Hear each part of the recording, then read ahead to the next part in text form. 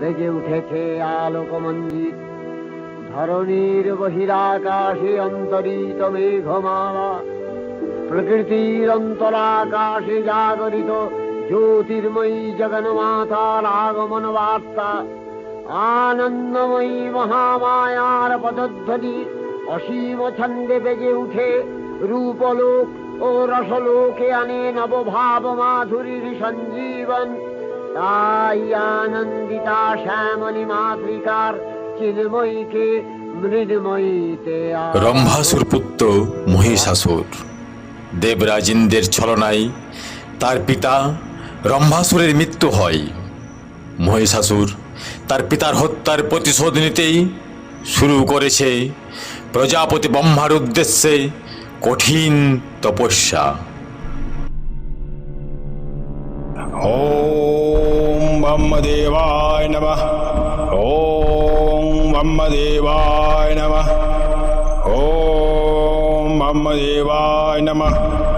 ওম ব্রহ্মদেবায় নমঃ। ওম ব্রহ্মদেবায় নমঃ।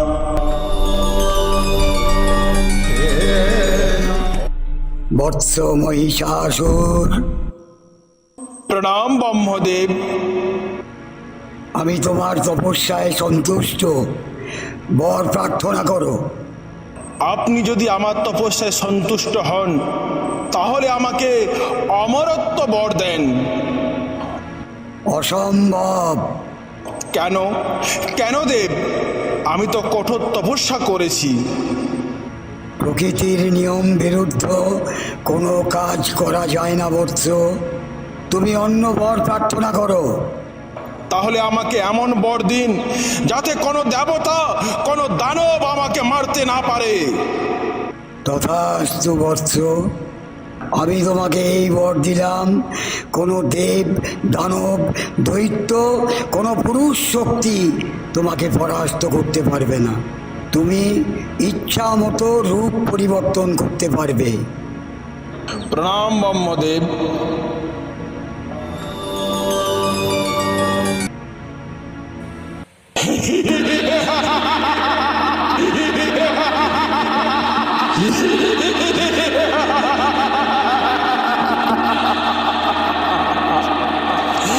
আমি অমর, আমি অমর।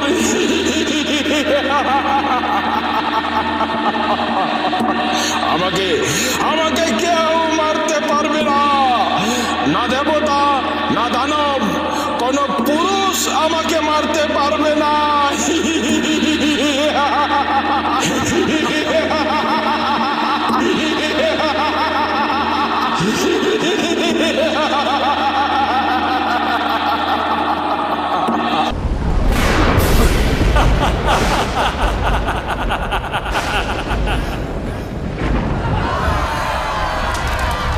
এরপর মহিষাসুর হয়ে উঠল আরো দুর্ধর্ষ।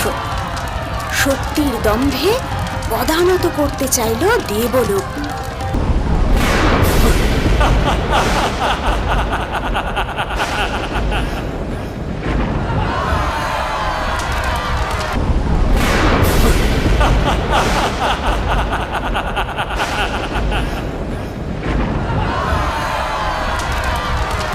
সমস্ত দেবগণ স্বর্গ থেকে বিতাড়িত হয়ে প্রজাপতি ব্রহ্মার শরণাপন্ন হলেন।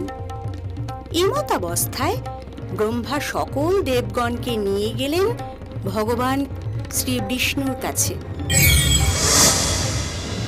সেইখানে বিষ্ণুলোকে উপস্থিত ছিলেন স্বয়ং দেবাদিদেব মহাদেব। পুরুষ শক্তির সম্মুখে মহিষাসুর অজেয়, তা সকলের অবগত। তাহলে উপায়?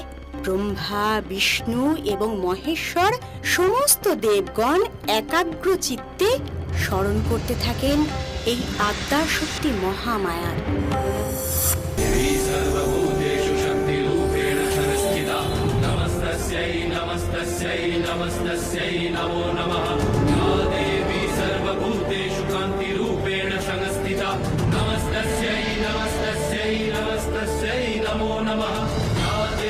सर्वभूतेषु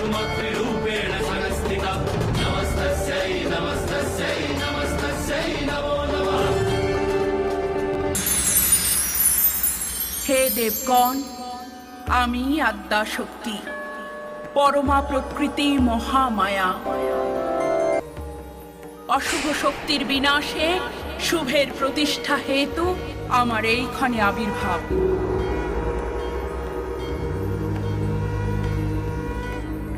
হে দেবগণ, আপনারা নির্ভয় হন। দুরাচারী মহিষাসুরের মৃত্যু হবে আমার পদমূলে, তার নিধন হবে আমারই হস্তে। তা পূর্ব নির্ধারিত।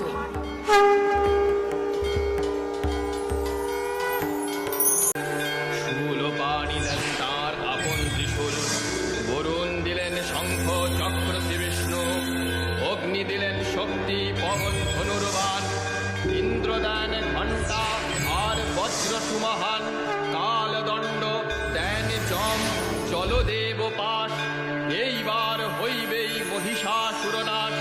ব্রহ্মা দেন কমণ্ডলু রুদ্রাক্ষমালা, রোমকূপে দিবাকর তেজ হল ঢালা, বিশ্বকর্মা পক্ষ থেকে কবচ উঠান, ক্ষীর সমুদ্র দিল বস্ত্র আর মুক্তাহার, পিতা হিমালয় দেন সিংহ বাহন, সমুদ্র হতে হলো কমল গ্রহণ, সুসজ্জিতা হয়ে দেবী দিলেন হুঙ্কার, কে তুই মহিষাসুর দেখিত এবার।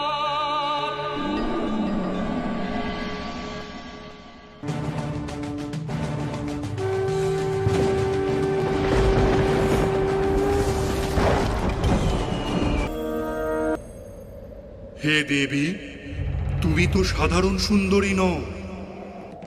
স্বয়ং মহিষাসুর তোমার এই মোহিনী রূপের প্রতি তীব্র আকর্ষণ অনুভব করছে। নিকটে এসো, আরো নিকটে, তোমাকে ভালো করে নিরীক্ষণ করি।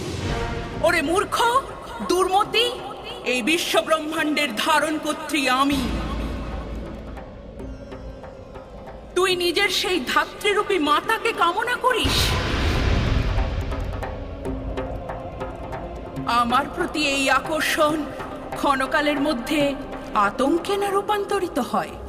কি বললে দেবী? আতঙ্ক? আমার স্বর্গ মর্ত পাতালের একচ্ছত্র অধিপতি অসুরাজ মহিষাসুরে? তোমাকে যত দেখছি আমার বাসনা তত তীব্র হচ্ছে। আর দেরি কেন?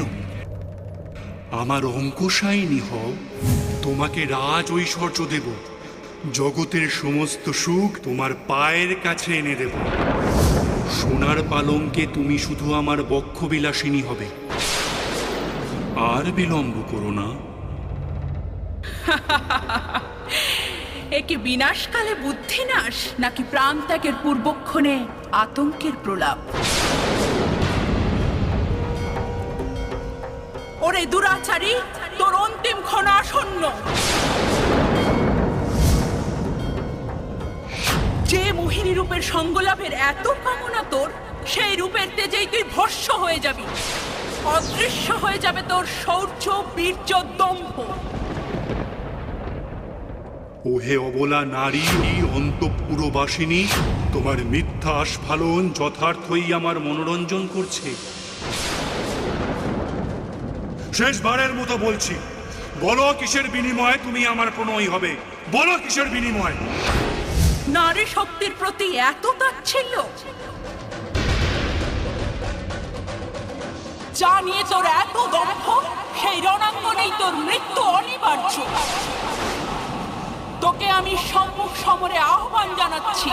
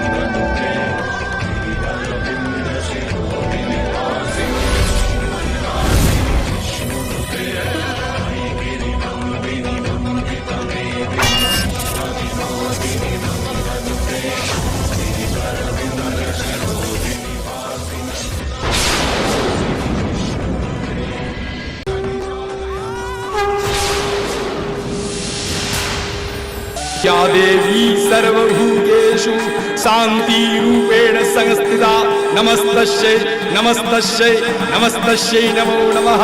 या देवी सर्वभूतेषु श्रद्धारूपेण संस्थिता नमस्तस्यै नमस्तस्यै नमस्तस्यै नमो नमः। या देवी सर्वभूतेषु कान्तिरूपेण संस्थिता नमस्तस्यै नमस्तस्यै नमस्तस्यै नमो नमः।